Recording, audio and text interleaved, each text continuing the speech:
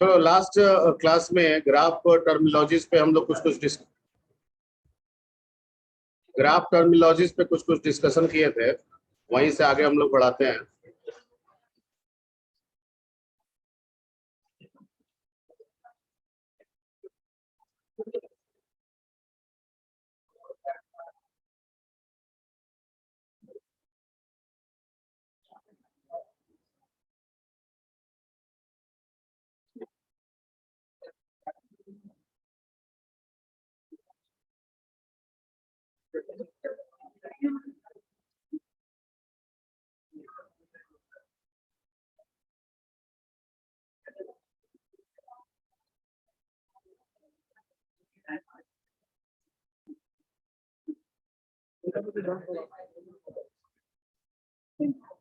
यहाँ तक हम लोगों ने कर लिया था और एक टॉपिक आपको छोड़े थे कि ग्राफ रिप्रेजेंटेशन सीखना है।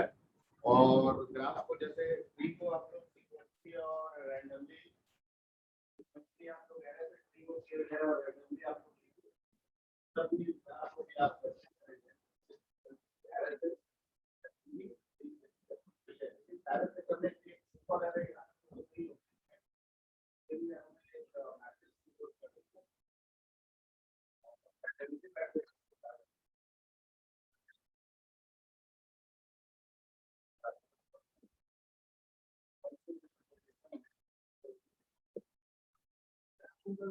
कोई रूल का कांसेप्ट नहीं होता है। ग्राफ में आपको बताया था कि तीन चीज हमेशा याद रखिएगा। ग्राफ में वर्टिसेस होते हैं, वर्टिसेस को जोड़ने के लिए एसेस होते हैं, ठीक है, और हर वर्टेक्स का नेबर वर्टेक्स होता है,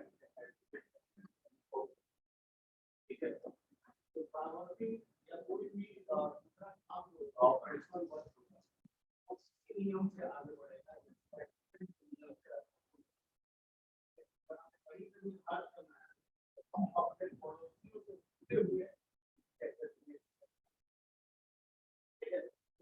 मेरा पड़ोसी ये है, उसका पड़ोसी ये है, इसका पड़ोसी ये है,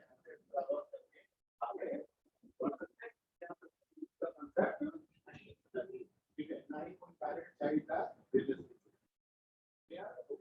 यहाँ जो रिलेशनशिप है वो वर्टेक्स का वर्टेक्स के साथ कैरेक्टरिस्टिक का है, लेबर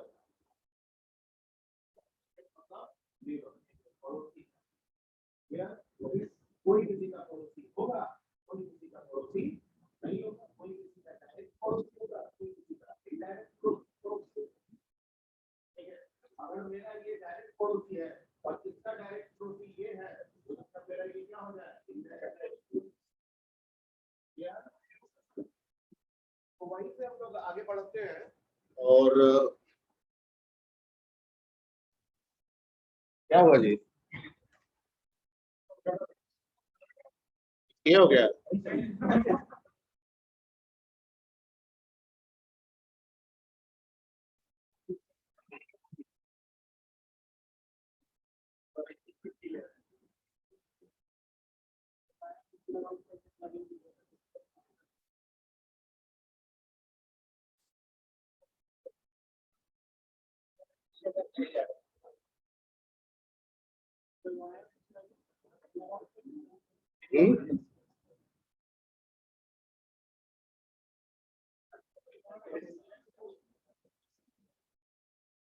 कोई बदमाशी कर रहा है।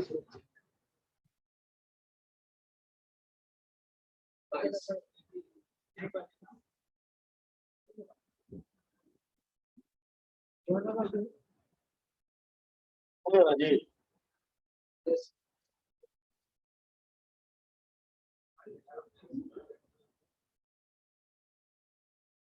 अब चलिए इसको ही ऐसा ही रखते हैं। तो रिप्रेजेंटेशन ऑफ ग्राफ पे यहाँ एडजेंसी मैट्रिक्स के बारे में बोले थे पढ़ के आने के लिए। कितने लोगों ने पढ़ा था? अच्छा वो पढ़ा था, खड़े हो जाओ। हाँ बताओ एडजेंसी मैट्रिक्स के बारे में क्या पढ़े?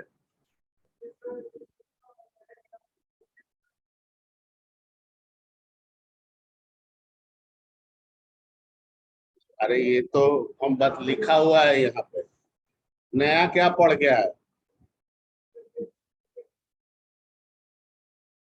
कैसे है होता है बताओ।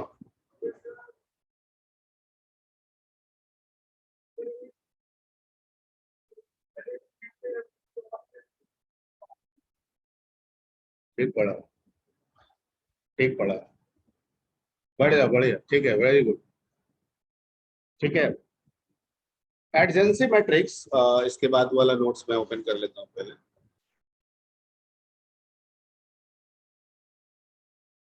दो तरीके से होगा, पहले ग्राफ रिप्रेजेंटेशन, एक होगा सिक्वेंशियल जिसमें हम एरे का इस्तेमाल करेंगे, और दूसरा होगा डायनेमिक और रैंडम जिसमें हम किसका इस्तेमाल करेंगे। ठीक है, तो अभी जो हम बात कर रहे हैं वो सिक्वेंशियल है। ठीक है, यानी ग्राफ के जो वर्टिसेस है और जो एजेस है, ठीक है, उसको हम एक एरे के अंदर स्टोर करेंगे। ठीक, तो वर्टेक्स तो वैल्यू है, वो तो हम कर लेंगे, एज को कैसे करें, एज को कैसे करेंगे। ठीक है, तो जिससे जिसके पास एज जाएगा 1, नहीं जाएगा 0। ठीक है, वो मैं समझा रहा हूँ। तो सीक्वेंशियल में हमको जिसकी जरूरत पड़ेगी उस मैट्रिक्स का नाम है एडजेंसी मैट्रिक्स। क्या नाम है? Adjacency matrix. एक एरे है, सिंपल एरे है, स्क्वायर स्क्वायर मैट्रिक्स ये होता है, यानी डबल डायमेंशन एरे है जो स्क्वायर मैट्रिक्स है। डबल डायमेंशन एरे है जो कि स्क्वायर मैट्रिक्स है। इसका क्या मतलब हो गया कि रो और कॉलम दोनों सेम होंगे, रो और कॉलम दोनों सेम होंगे। एडजेंसी मैट्रिक्स क्या है? तो एक स्क्वायर मैट्रिक्स है, एक डबल डायमेंशन मैट्रिक्स है। ठीक है, जिसके रो और कॉलम दोनों सेम होंगे। दिमाग में बैठ गया? एडजेंसी मैट्रिक्स एक स्क्वायर मैट्रिक्स है जो डबल डायमेंशन एरे है जिसके रो और कॉलम दोनों सेम होंगे, डिफरेंट नहीं हो सकते, हमेशा क्या होंगे? सेम। तो सर ठीक है, पर how we can decide the size of the square matrix? हमको 3 into 3 का क्रिएट करना है, 4 into 4 का क्रिएट करना है, 5 into 5 का क्रिएट करना है। ठीक है, the size of the adjacency matrix depend upon the number of vertices related with the graph. ठीक है, हमको जो ग्राफ दिया जा रहा है, अगर उस ग्राफ में 6 वर्टिसेस हैं तो हमारा जो एडजेंसी मैट्रिक्स होगा वो 6/6 का होगा। ठीक है, अगर हमें जो ग्राफ दिया जा रहा है उसमें 7 वर्टिसेस हैं तो हमारा जो एडजेंसी मैट्रिक्स होगा वो 7x7 का होगा। हमें जो ग्राफ दिया जा रहा है उसमें 4 वर्टिसेस हैं तो जो हमारा मैट्रिक्स होगा वो 4x4 का होगा। क्लियर हो गया? ठीक है, ओके। अब सर ठीक है, आप मान लीजिए हम कोई भी ग्राफ दिए उसमें 6 वर्टिसेस है तो 6x6 का आप बना देंगे, 6 रोज होंगे, 6 कॉलम्स होंगे।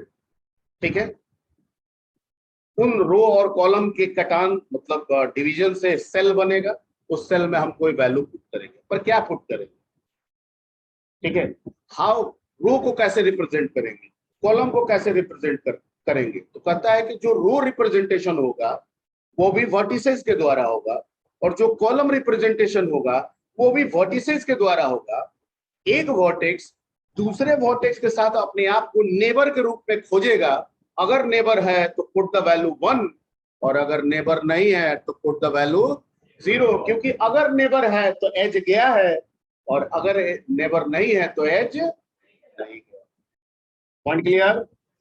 ठीक है, यानी रो में भी वही वर्टिसेस लिख देना है, कॉलम में भी वही वर्टिसेस लिख देना है, और वर्टेक्स टू वर्टेक्स चेक करना है कि वो उसका एडजेसेंट है कि नहीं। वो आप रो टू कॉलम भी कर सकते हैं या कॉलम टू रो भी कर सकते हैं, आपकी मर्जी। Point clear? तो इसमें वही सब पॉइंट्स लिखा होगा कि adjacency matrix is the square matrix bracket में 2 dimensional array that having values as 1 if vi is the adjacent of vj, यानी वर्टेक्स i अगर वर्टेक्स j का एडजेसेंट है तो 1, और नहीं तो पुट क्या करेंगे? 0। ठीक है, अब जैसे ये मान लीजिए कि ये 4 वर्टिसेस का एक ग्राफ आपको दिया गया, तो जाहिर बात है कि जो एरे बनेगा वो 4x4 का होगा। ये 4x4 का बना है। रो के साइड में भी हमने क्या रख दिया? ABCD, और कॉलम के साइड में भी हमने क्या रख दिया? ABCD। अब A to A खुद का नहीं है, 0।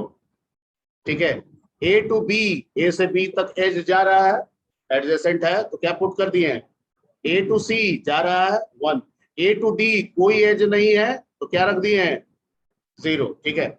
Similarly B to A, B to A edge है 1, बी टू बी नहीं है 0, बी टू सी है 1, बी टू डी है 1। समझ में आ रहा है? ठीक है, यानी जिससे जो एडजेसेंट है, जिस पे एज जा रहा है वैल्यू 1, और जिस पे एज नहीं है वैल्यू 0। क्लियर? यही एडजेंसी मैट्रिक्स से रिप्रेजेंट करने का तरीका हो। Point clear? For sequential representation of graph we require path में, ठीक है। एक जैसे ये तो हुआ कि सर आपने अनडायरेक्टेड में बता दिया, अब अगर डायरेक्टेड होगा तो नहीं, ये तो अनडायरेक्टेड है। डायरेक्टेड होगा तो उसमें वर्टिसेस भी होंगे, एजेस भी होंगे, एडजेसेंट का भी कंसेप्ट है और साथ साथ डायरेक्शन का भी कंसेप्ट है। मतलब मैं आपका एडजेसेंट हूं पर मेरा डायरेक्शन आपके पास नहीं है, वो भी तो देखना होगा। तो वैसे केसेस में हम एडजेंसी मैट्रिक्स के बजाय एक दूसरा मैट्रिक्स फॉलो करेंगे and that matrix is called path matrix, ठीक है। तो यहाँ पे लिखा हुआ है path matrix. Path matrix is also a square matrix that representing the directed graph।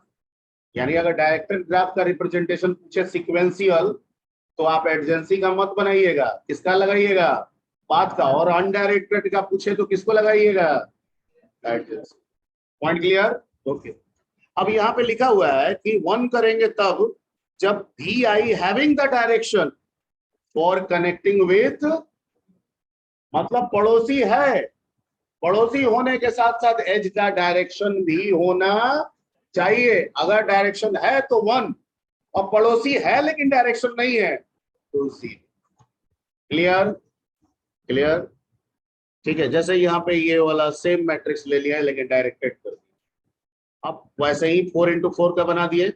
अब ए टू ए तो नहीं है तो 0, ए टू बी, ठीक है, एज भी है डायरेक्शन भी है तो पुट द वैल्यू 1, ठीक है।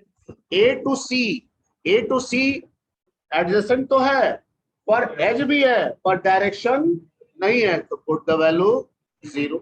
ए टू डी नहीं है तो 0। B to A, B to A edge तो है, ठीक है, पर डायरेक्शन नहीं है, सो वैल्यू क्या हो गया यहाँ पे? 0, ठीक है। B to B 0, B to C, B to C, B to C edge भी है डायरेक्शन भी है तो बी टू सी में क्या रख दिए हैं? 1। अब बी टू डी, ठीक है, एज तो है पर डायरेक्शन नहीं है तो वैल्यू क्या रख दिए? क्लियर है? आ रहा है समझ में? ठीक है, यानी एडजेसेंट भी होना चाहिए और साथ साथ डायरेक्शन भी होना चाहिए। अगर एडजेसेंट के साथ डायरेक्शन है तो 1, लेकिन एडजेसेंट है डायरेक्शन नहीं है तो 0, ठीक है, क्योंकि पड़ोसी होने के बावजूद डायरेक्शन नहीं है तो पड़ोसी नहीं। क्लियर? तो ये आपका 2 तरीका हो गया, ठीक है, डायरेक्टेड और अनडायरेक्टेड, ठीक है। अब आते हैं लिंक लिस्ट रिप्रेजेंटेशन। तो लिंक लिस्ट रिप्रेजेंटेशन में पहला ये है कि हम जो नोड लेंगे वो कैसा हो, ठीक है। तो यहाँ 2 चीज है। एक तो जितने भी वर्टिसेस आपको दिए जाएंगे उनका एक सीक्वेंस होगा, यानी एक दूसरे का लिंक होगा, ठीक है, क्योंकि आप उसको लीनियर वे में रख रहे हैं, ठीक है। तो एक सीक्वेंस बनाइएगा ना, तो किसका सीक्वेंस होगा? तो सर वर्टिसेस का। अगर 6 वर्टिसेस है तो 6 का सीक्वेंस होगा, ठीक है। एक तो सीक्वेंसिंग का लिंक रखना है जिसमें A to B, B to C, C to D, D to E, ठीक है।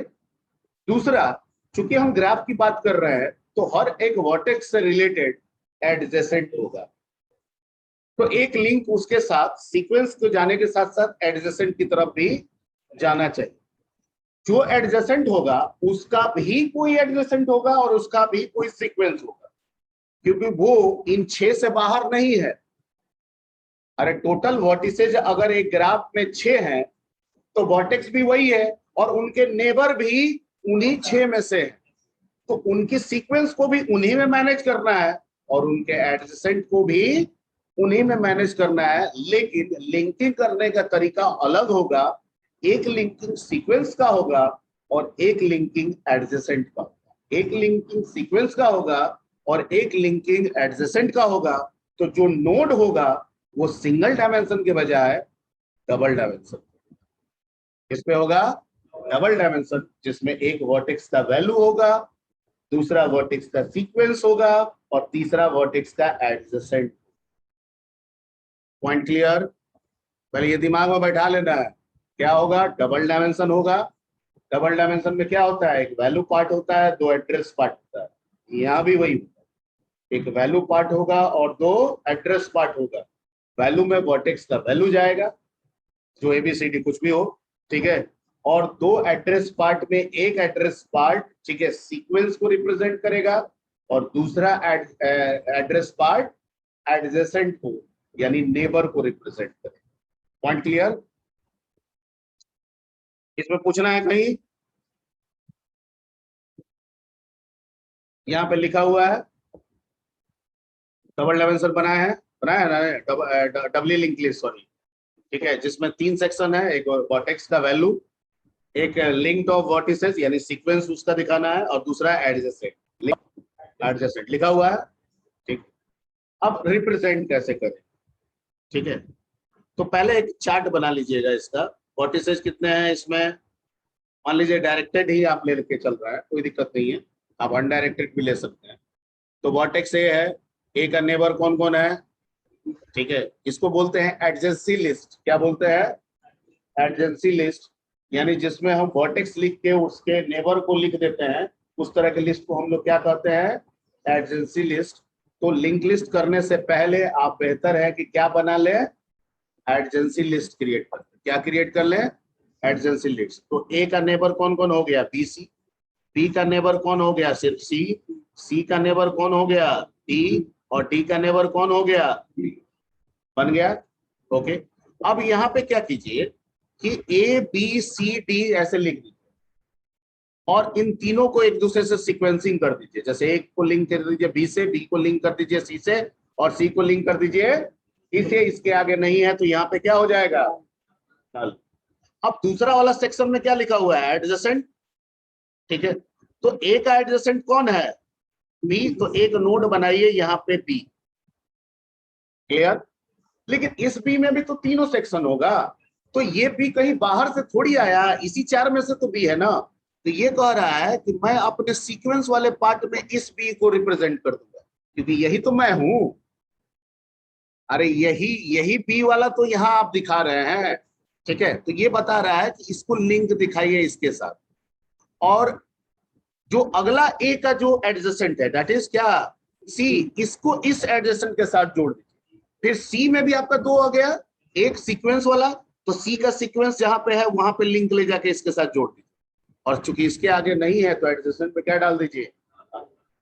फिर सिमिलरली बी में, बी का कौन है एडजेसेंट, सी। तो बी के बगल में एक सी बनाइए और सी का लिंक वाला पार्ट सी के साथ जोड़ दीजिए, और चूंकि इसके आगे एडजेसेंट का सीक्वेंस नहीं है तो इसको नल दिखा दीजिए। फिर सी के साथ कौन है, डी, ठीक है। तो इसके सीक्वेंसिंग वाले पार्ट में डी का लिंक दिखा दीजिए, और एडजेसेंट वाले पार्ट में चूंकि अगला एडजेसेंट एग्जिस्ट नहीं कर रहा है तो नल दिखा दीजिए। डी में, ठीक है, इसमें कौन है, बी। तो इसके सीक्वेंस पार्ट में ले जाके बी को जोड़ दीजिए, ठीक है, और इसके आगे एडजेसेंट में नहीं है तो क्या दिखा दीजिए, नल दिखा दीजिए। ऐसे बना के दे दीजिए, this is the link list representation of the given graph, you will get up. हाँ बिल्कुल कर सकते हैं, पेंसिल का भी इस्तेमाल कर सकते हैं, ठीक है। अब जरूरी नहीं है कि मैं एरो ऐसे ले गया हूं तो आप भी ऐसे ले जाए। एरो को वहां पे जाके मिला देना है, चाहे आप एरो को जैसे घुमा के मिला दें, ठीक है। हमको समझ में आ जाना चाहिए कि आप इसको ले जाके यहाँ पे मिला रहे हैं, ठीक है। बाकी दैट्स इट। पहले तो अमूमन ये बहुत कम पूछता है, क्वेश्चन बैंक भी देख लीजिएगा, लेकिन अगर पूछ दिया तो लाइन ड्रॉ करने का कोई हिसाब किताब नहीं है, आप अपनी सहूलियत से ड्रॉ कर सकते हैं, लेकिन जैसे बता रहे हैं वैसे ही करना। क्लियर हो गया एक पॉइंट। लाइन ड्रॉ आप अपने हिसाब से कर सकते हैं, सहूलियत से कर सकते हैं, अपने पेज के अकॉर्डिंग कर सकते हैं, लेकिन जैसे बता रहे हैं वैसे ही होना चाहिए। ठीक है, हम लाइन अंदर से ले जाके जोड़ दिए, आप कहेंगे ना हम इधर से निकाल के इधर से जोड़ेंगे, जोड़ सकते हैं, कोई प्रॉब्लम नहीं।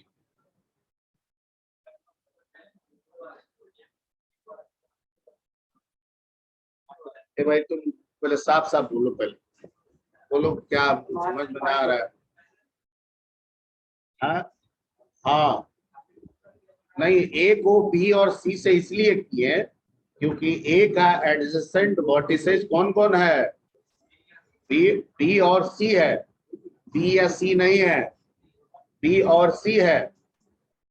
ठीक है, तो एडजेसेंट वाले पॉइंट में बी को जोड़े, बी के एडजेसेंट वाले से सी को जोड़े, लेकिन बी में भी तो सीक्वेंसिंग वाला पार्ट है, तो उसको फिर बी के साथ ले जाके जोड़ दिए।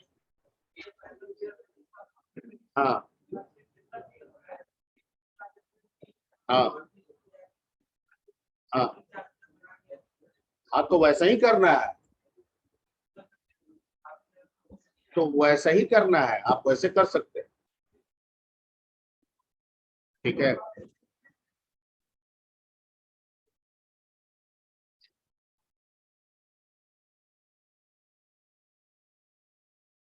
कैसे कीजिएगा, अगर एक ग्राफ में किसी वर्टेक्स से उसके एडजेसेंट को नहीं बताइएगा तो how you can draw the graph.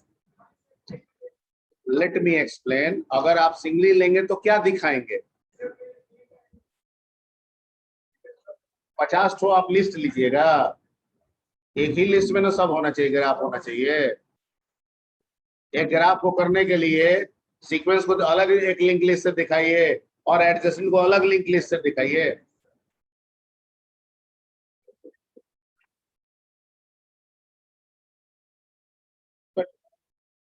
कैसे दिखा दोगे सिंगली में, सिंगली में एक ही पार्ट होता है एड्रेस का।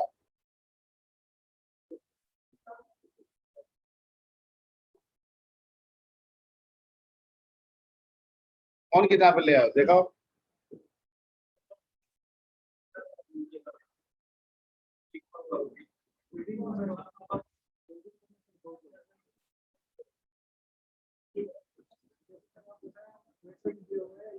क्या है? समझा रहा है कि तुमको रिप्रेजेंटेशन कर रहा है, यहाँ देखो। अरे वो वैसा ही है, वहां देखो ना उधर,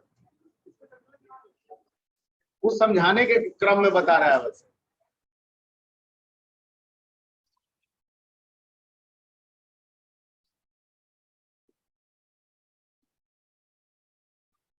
जैसे कोई भी मेमोरी में रिप्रेजेंटेशन होना चाहिए, जैसे कि पहले भी आपको समझाए थे कि मेमोरी में सीक्वेंशियल नेचर होता है।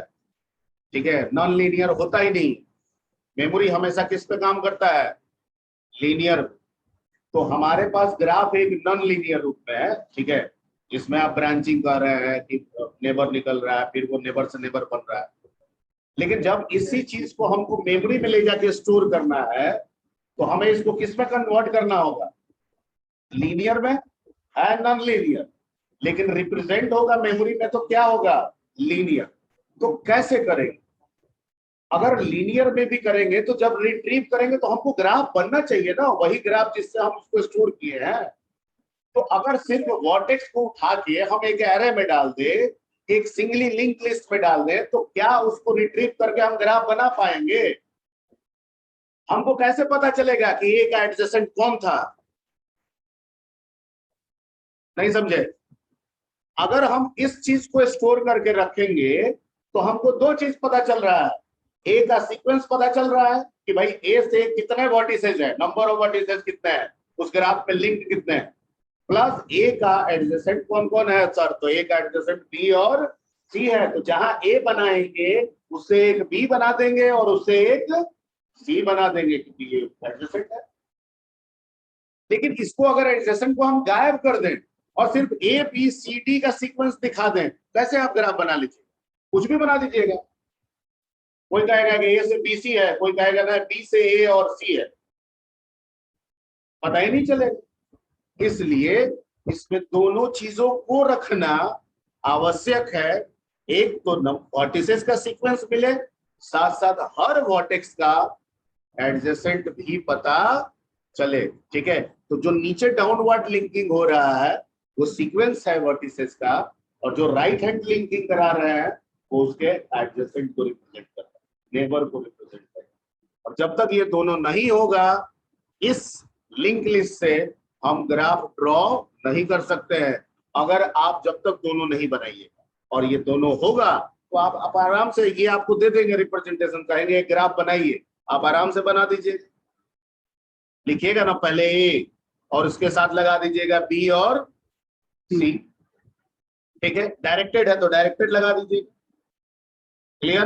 अब क्या है, बी, बी के साथ कौन जुड़ा हुआ है, सी, तो एक डायरेक्शन आप सी का दीजिएगा। ठीक है, फिर क्या लिखिएगा, सी, सी से क्या बना दीजिएगा, डी। ठीक है, फिर क्या लिखिएगा, डी, डी का कौन पड़ोसी है, तो सी से, डी से एक एज आप ले जाके किसको जोड़ दीजिएगा, डी को जोड़ दीजिएगा। मतलब इससे आपका ग्राफ ड्रॉ हो जाएगा। हमें ऐसा लिंक लिस्ट रखना है जिसको फॉलो करके फिर से हम ग्राफ बना लें। ऐसा लिंक लिस्ट नहीं रखना है जिसमें सिर्फ वर्टेक्स का वैल्यू ले जाकर रख दे, तो फिर तो ग्राफ का कोई मीनिंग ही नहीं। ठीक है, हेलो अगर सर। ये दें तो आप इससे ग्राफ बना लेंगे। That is the meaning of this link list. तो ये जब भी होगा डबली होगा, क्या होगा, डबली होगा।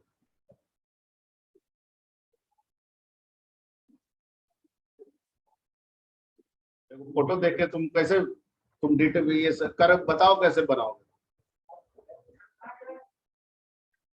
इधर आओ,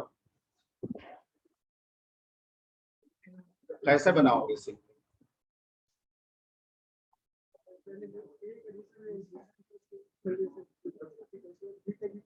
कितना लिस्ट बना लिए, ऐसा ऐसा कितना लिस्ट बनाया हो, ये किसी का भी बनाया हुआ है, कितना लिस्ट है, ये जो बताया है ये कितना लिस्ट है, एक लिस्ट, एक लिस्ट है जो रो डायरेक्शन में जा रहा है। और ये कितना लिस्ट है, 5 लिस्ट है। ये बेहतर हुआ कि ये बेहतर हुआ, पहला कॉम्प्लेक्सिटी में पढ़, किताब और भी किताब पढ़ ली। ठीक है,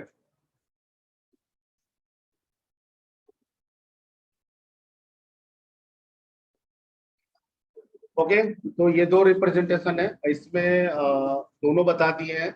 ये वाला कभी कभार पूछ सकता है, मोस्ट इंपोर्टेंट में नहीं रखेंगे इसको। क्वेश्चन बैंक देख लीजिएगा अपना, एडजेंसी वाला पूछता है। एडजेंसी और पार्ट मैट्रिक्स इंपॉर्टेंट है, आता है, कैसे करेंगे वो आपको रखना है। मोस्ट इंपोर्टेंट में आप उसको रख सकते हैं। इसको भी आप इंपॉर्टेंट मान के रखिए। बताने का मतलब हुआ कि अगर ये भी आ जाए तो आप ऐसा ना कहेंगे कि सर ने नहीं बताया था, ये भी बता दिए थे, ऐसे ही करना है। लाइन ड्रॉ में इधर उधर आप अपनी सहूलियत के हिसाब से कर सकते हैं। ठीक है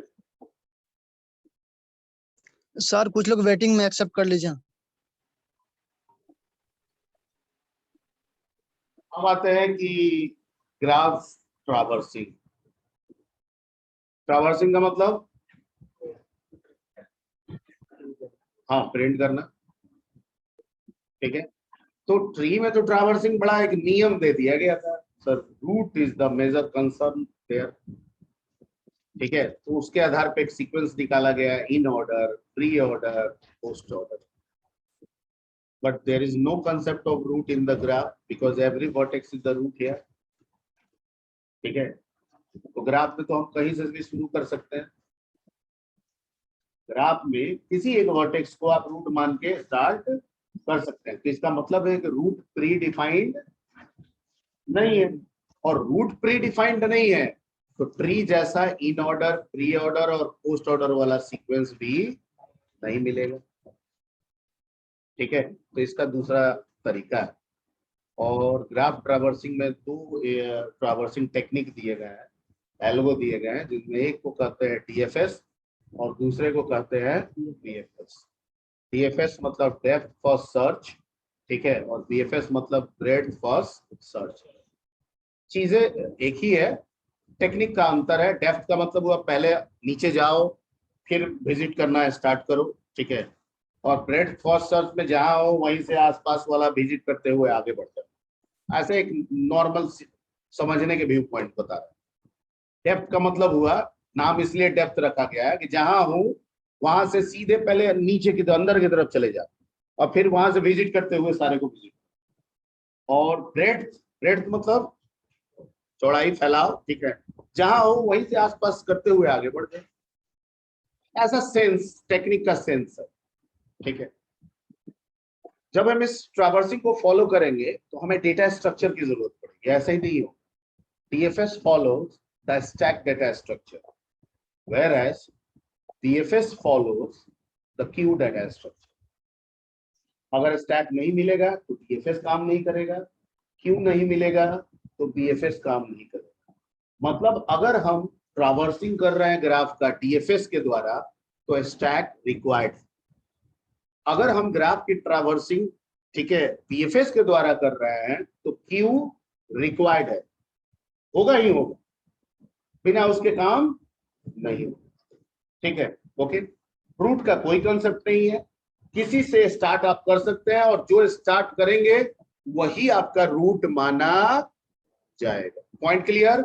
जो भी स्टार्ट वर्टेक्स आप दे देंगे वही आपका रूट माना जाएगा और उसी से DFS भी फॉलो होगा और उसी से PFS भी फॉलो होगा। Point clear? Point clear? Hesitation, hesitation है तो पूछिए। अगर कोई ऐसा वर्ड्स जो दिमाग को नहीं हंट कर रहा है, ठीक है, तो उसका तो नहीं है करता है, ठीक है, उसके लिए तो क्या, हम सर भी फोड़ देंगे तो नहीं करेंगे, तो हम 12 फोड़ के, ठीक है। लेकिन फिर भी कुछ लोग सुन रहे हैं ध्यान से और वर्ड्स हंट कर रहा है लेकिन आ नहीं रहा है, तो पूछ लीजिए। ऐसा अगर कोई भी दिक्कत है, उसका क्वेरी था वो सिंगल डायमेंशन पे लेके आ रहा था कि सिंगल लिंक लिस्ट से जाएंगे। हम इस चीज को समझ रहे थे लेकिन वो कॉम्प्लेक्स टास्क है, ठीक है, वो कॉम्प्लेक्सिटी की तरफ जा रहा है, जाने की कोशिश कर रहा है। हम उसको कह रहे हैं कि कॉम्प्लेक्सिटी से बचाओ, यहाँ पे अवेलेबल है, तुम इसको फॉलो करो, 10 किताब और पढ़ो तो तुमको समझ में आ जाएगा, ठीक है। अब मैं बताऊंगा तो समझ में आ जाएगा, पहले जितनी बात वर्ड्स निकला है उसमें कहीं आपको दिक्कत है, वर्ड्स मेरे जबान से जो निकल रहा है उसमें नहीं दिक्कत है। चलिए let's come to the DFS। हम जो बोल रहे हैं वो समझ में आना चाहिए, बाकी कुछ टेक्निकल दिक्कत है वो आगे सॉल्व होता चला जाएगा। अब DFS, depth first search. Depth मतलब गहराई, तो जैसा अभी बताए थे कि जहां भी लेंगे पहले वहां से वो गहराई की तरफ एंटर करने की कोशिश करेगा, फिर सारे वर्टिसेस को विजिट करेगा, कुछ ऐसा सेंस है। तो it stands for depth first search. This is one of the popular technique for graph traversing. दो ही है उनमें से एक ये popular traversing. This technique uses stack data structure. और स्पष्ट लिख दिया है इसका, इसका यूज करेगा ये, बिना इसके काम नहीं। अब स्टैक बनाएगा तो कुछ तो रखेगा उसमें, तो जाहिर बात है ग्राफ है तो क्या रखेगा, वर्टेक्स रखेगा, वर्टिसेस ही रखेगा, ठीक है। कहता है कि this method start traversing from a given vertex, वो आप देंगे, ठीक है। यानी कहां से शुरू करना है ट्रैवर्सिंग, कौन बताएगा, गिवन, कौन गिवन देगा, आप। ग्राफ है, हमको ए से शुरू करना है, वो आप दे देंगे, क्लियर, ठीक है। It means the given vertex will be visited first. इसका मतलब है कि जिसे आपने दिया नियम तो वो सबसे पहले विजिट होना चाहिए। Point clear? तो इसमें लिखा हुआ है it means the given vertex will be visited first, the next vertex will be visited is an unvisited vertex adjacent to visited vertex।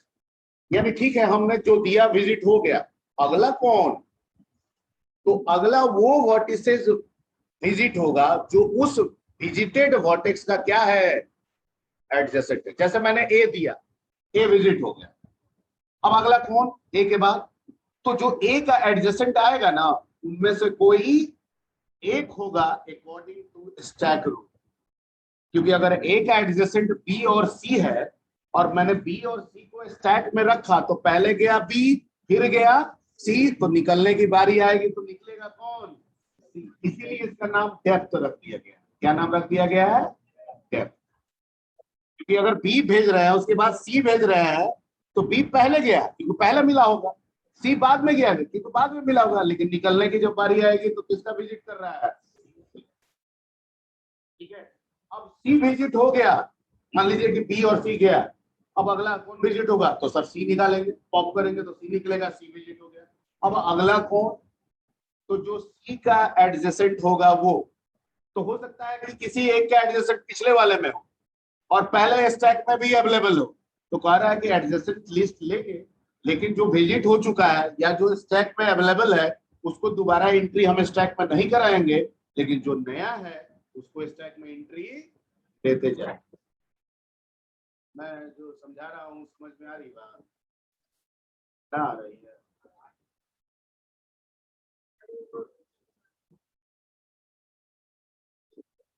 जैसे मान लो कि मैं पहला वर्टेक्स होगी तो मैं मेरे को चूज किया भाई, मैं यही करता, ठीक है। मेरा दो एडजस्ट है, ये दो, ठीक है। इसका, इस दोनों का, इसका वो एडजस्ट है और इसका भी वही एडजस्ट है, क्या इसका भी एडजस्ट है, इसका भी एडजस्ट, क्या बन गया है? मेरा दो एडजस्ट है, इस दोनों का वही एक है, हो सकता है। अब विजिट हमको किया, मैं विजिट हो गया, स्टैक में गया, स्टैक से नीचे विजिट हो, पहले मैं अपने लेटर की बड़ी है, मैं स्टैक में एंटर किया, पॉप किया, मैं विजिट हो गया। अब कौन जाएगा? तो मेरा नेबर कौन? ये दोनों फिर स्टैक में एंटर किया, ठीक है। ओके, स्टैक में एंटर किया मतलब ये वेटिंग स्टैक में हो गया, पहले स्टार्ट में था, जैसे स्टैक में किया इसका स्टैक क्या हो गया? वेटिंग, ठीक है। अब वेटिंग हुआ, अब पहले गया, मान लो कौन गया? शुभम, ये गया भावेश, ओके, तो स्टैक में शुभम भावेश, अब ऑफ करेंगे तो कौन निकलेगा? भावेश, विजिट हो गया, ठीक है। अब विजिट हो गया तो भावेश का एडजेसेंट कौन? प्रियरंजन को स्टैक में ला दूं, वेटिंग स्टैक में, तो हम प्रियरंजन, ठीक है, ओके। अब प्रियरंजन को विजिट किया, विजिट हो गया, ओके, विजिट हो गया, प्रियरंजन का नेबर कोई नहीं, ठीक है, ठीक है। तो विजिट हो गया, तो अगला आपको बच गया शुभम। अब शुभम को हम विजिट किए, ठीक है, तो शुभम का नेबर कौन? प्रियरंजन, लेकिन ऑलरेडी विजिटेड, दोबारा ये इंटर स्टैक इंट्रोड्यूस हो गया, सारा वर्टेक्स हो गया कि नहीं हो गया? विजिट हो गया, ये हो गया।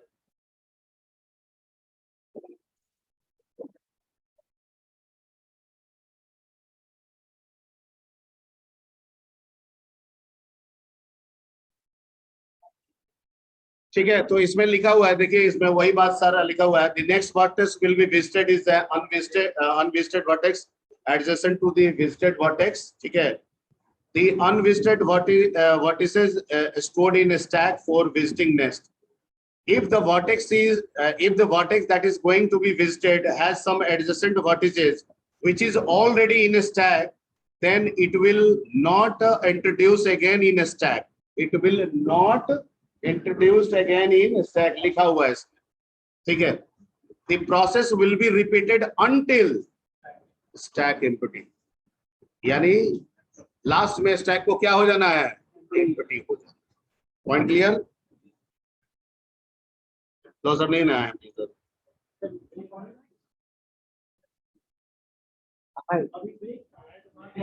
अभी ब्रेक है, कितना देर का ब्रेक है? अरे उनकी क्लास कितने बजे से है? 11:45, तो 15 मिनट है ना,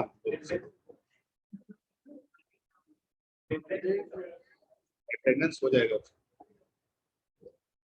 चलिए, इसका एल्गो इंपॉर्टेंट है, आता है, 5 लाइन का एल्गो है, ठीक है। एक बार देख लीजिएगा, याद हो जाएगा, लिख भी दीजिए। पहला क्या कीजिए, कह रहा है कि सारे हमको ग्राफ मिला है, ट्रावर्स करना है, सबको रेडी स्टेट दे दीजिए। क्या दे दीजिए? That is the status 1, bracket में लिखा हुआ है सबको रेडी स्टेट, मतलब सब विजिट होगा। उसके बाद कोई एक आप देंगे, उसको आप किस में डाल देंगे? स्टैक में, वो हो जाएगा वेटिंग। क्या हो जाएगा? वेटिंग। उसको कहेंगे स्टेटस नंबर 2। वेटिंग को क्या कहेंगे? स्टेटस 2। ठीक है, लिखा भी होगा।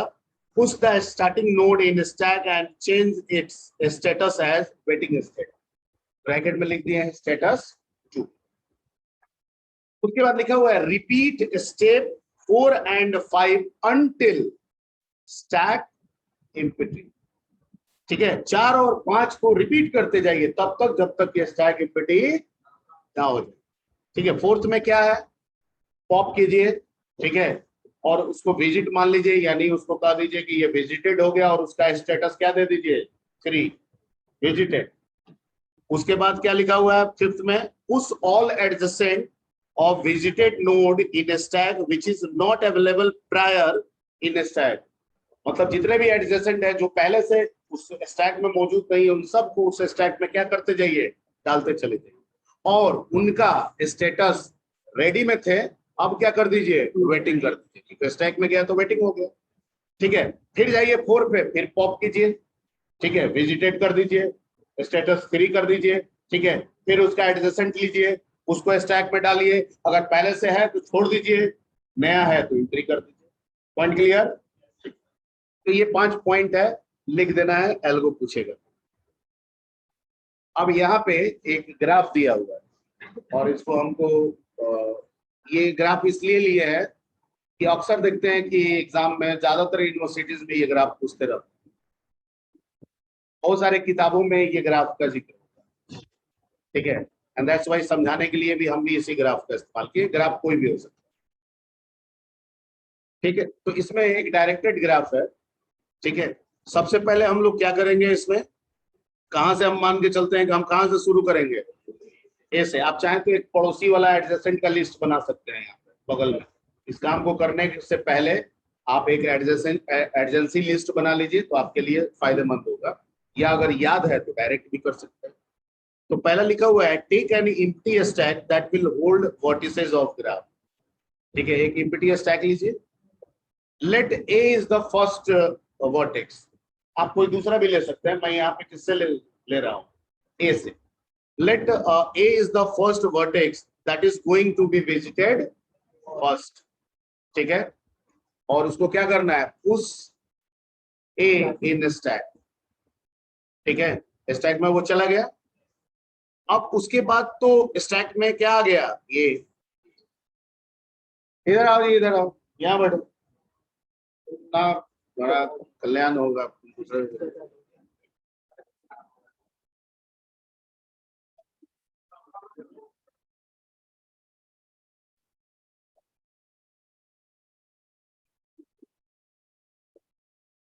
ठीक है, तो पहला ए लिए, ए को कहां भेज दिए? स्टैक में। स्टैक में क्या मौजूद है? ए लिखा हुआ है वहां पे, देखिए। अब उसके बाद जो नंबरिंग किए हैं वो पोर्शन है जो 4 और 5, यानी अब रिपीट होता जाएगा। क्या होता जाएगा? रिपीट होता जाएगा। तो नंबर 1,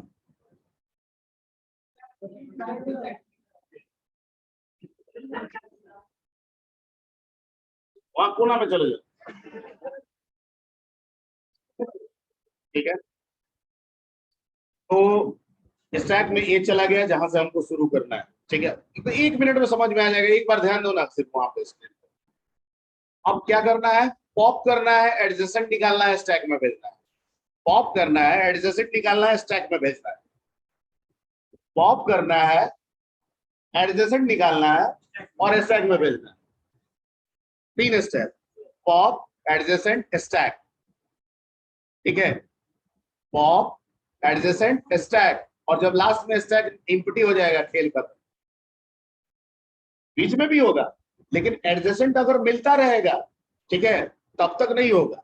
लास्ट में जब एम्प्टी होगा तब हम ये करेंगे, स्टॉप करेंगे। देखिए कैसे। तो पहले पॉप एंड प्रिंट। पॉप का मतलब यहाँ प्रिंट से है। ठीक है, तो पहला पॉप किए तो स्टैक में तो यही मौजूद है, तो निकला ए, प्रिंट हो गया ए विजिटेड। अब उसके नीचे लिखा हुआ है तो ए विजिटेड हो गया, तो स्टैक में बचा क्या? एम्प्टी। ये पहला स्टेट है, ये वाला नहीं, नीचे वाला जो स्टैक लिखा हुआ है ना वो वाला मायने है, लिखा हुआ है ना पुश एडजेसेंट इन स्टैक। अगर ये एम्प्टी हो जाए तो स्टॉप हो जाए, ठीक है। तो ए को विजिट कर दिए तो स्टैक में सर क्या रह गया? सर कुछ नहीं। ए का एडजेसेंट कौन कौन है सर? तो बी, सी और एफ, ठीक है। तो सर इसको स्टैक में डाल देंगे तो स्टैक में क्या हो गया? बी, सी और एफ। टॉप पे कौन है? एफ। Very good.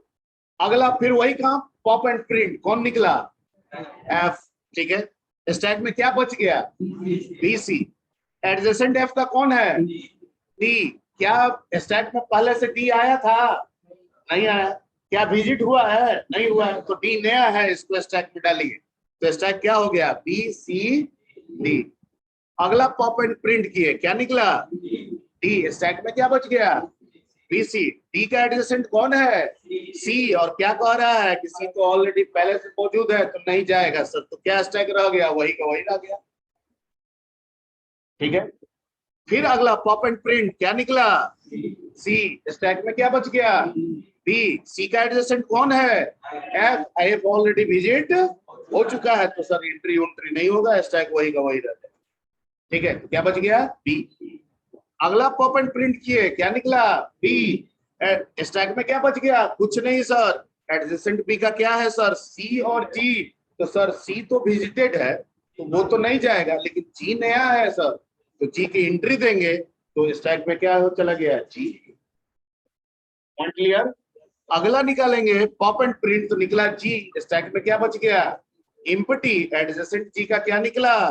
सी और ई। सर सी तो विजिटेड है, ई नया है तो ई की एंट्री देंगे, चला गया, ठीक है। अगला निकाले तो क्या निकला सर? ठीक है, ई, ठीक है। स्टैक में क्या बच गया सर? एम्प्टी। ई का क्या है सर? सी, डी और जे। सर सी भी विजिटेड है, डी भी विजिटेड है, लेकिन जे नया है तो नई की एंट्री देंगे स्टैक में, जे चला गया उसमें। अगला पॉप एंड प्रिंट किए, क्या निकला? जे। बच क्या गया? एम्प्टी। जे का एडजेसेंट क्या है? डी और के। सर डी विजिटेड है, के नया है तो के की एंट्री देंगे स्टैक में। अगला पॉप किए, क्या निकला? के। स्टैक में क्या बचा? एम्प्टी। के का एडजेसेंट क्या है सर? ई और जी दोनों विजिटेड है तो स्टैक क्या रहा? एम्प्टी, सारा का सारा विजिटेड।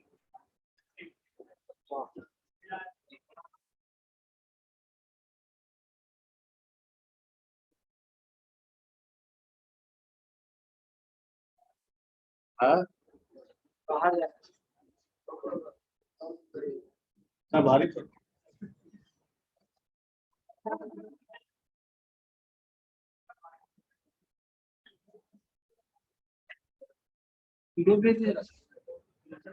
अब पीडीएफ लेट हो रहा है आप लोग का, सुबह हो गया ना? इसका पीडीएफ हम ऑफिस में बैठ के भेज देंगे, ठीक है।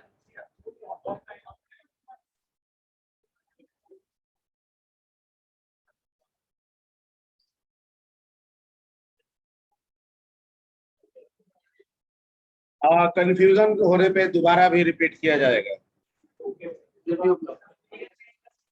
ये मैं कर दूंगा। कंफ्यूजन होने पे दोबारा भी बताया जा सकता है, कोई नहीं है। कंफ्यूजन होगा, मैं मान के चल रहा हूँ।